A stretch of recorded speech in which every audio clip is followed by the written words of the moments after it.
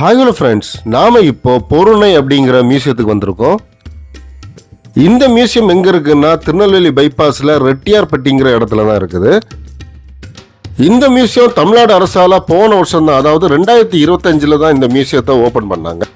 இங்கே ஒரு ஆளுக்கு 20 ரூபா டிக்கெட் சார்ஜ் பண்றாங்க. அது மாதிரி பேட்டரி கார் கூட ப்ரொவைட் பண்றாங்க.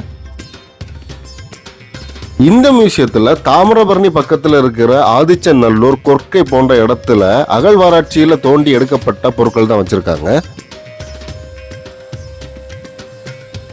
இந்த மியூசியத்துல ஒரு 3D ஷோ கூட நமக்கு காமிக்கிறாங்க. அதுல அகழ்வாராய்ச்சியில் உள்ள ரியல் ஃபோட்டேஜை நமக்கு 3Dல போட்டு காமிக்கிறாங்க.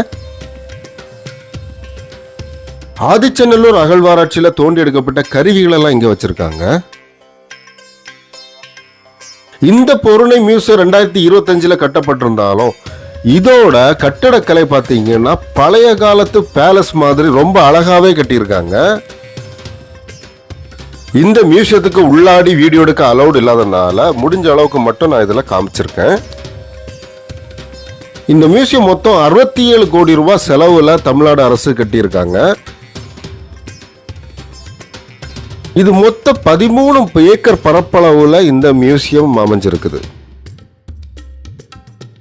தமிழகத்துல 3200 ஆண்டுகளுக்கு முன்னாடி வாழ்ந்த தமிழர்களின் அடையாளத்தை காட்டுறதுக்கு தான் இந்த மியூசியத்தை தமிழக அரசு உருவாக்கியிருக்காங்க. நாம நிறையவே கேள்விப்பட்டிருப்போம் ஆதிச்சநல்லூர் முதுமக்கள் தாழின்னு. அந்த உண்மையான முதுமக்கள் தாழிகளை இந்த மியூசியத்துல தான் வச்சிருக்காங்க.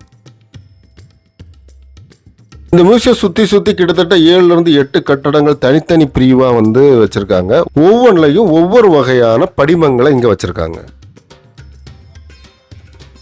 வழக்கமா குழந்தைங்களுக்கு சில மியூசியம் பிடிக்காது. பட் இந்த மியூசியம் கண்டிப்பா குழந்தைகள்ல இருந்து பெரியவங்க வரைக்கும் கண்டிப்பா பார்க்க வேண்டிய ஒண்ணு. ஏன்னா அவ்வளவு படிமங்கள் இங்க வச்சிருக்காங்க. அது இல்லாம நிறைய குழந்தைகளுக்கான என்டர்டைன்மெண்ட் கேம்ஸ், அப்புறம் 3D 7D தியேட்டர்ஸ் கூட இங்க இருக்குது.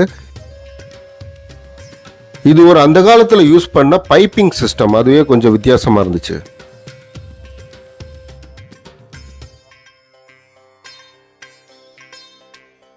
இது ஒரு 3000 ஆண்டுகளுக்கு முன்னாடி உபயோகப்பட்ட விளக்கு மாதிரி.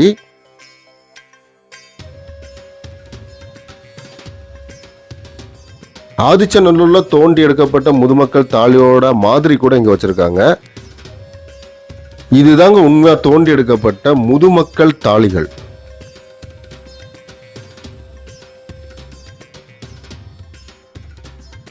அந்த காலத்துல கப்பல் மூலமா வணிகம் செஞ்ச ஒரு மாதிரியை கூட இங்க அமைச்சிருக்காங்க. நீங்களும் திருநெல்வேலி, நாகர்கோவில், தூத்துக்குடி பக்கம் போனீங்கன்னா இந்த பைபாஸ்ல இருக்கிற மியூசியத்தை கண்டிப்பா பாருங்க. நாம ஒரு தமிழங்கிற உணர்வு இதுல கண்டிப்பா இருக்கும். அடுத்த வீடியோவில் உங்களை நான் சந்திக்கும் வரை நன்றி, வணக்கம்.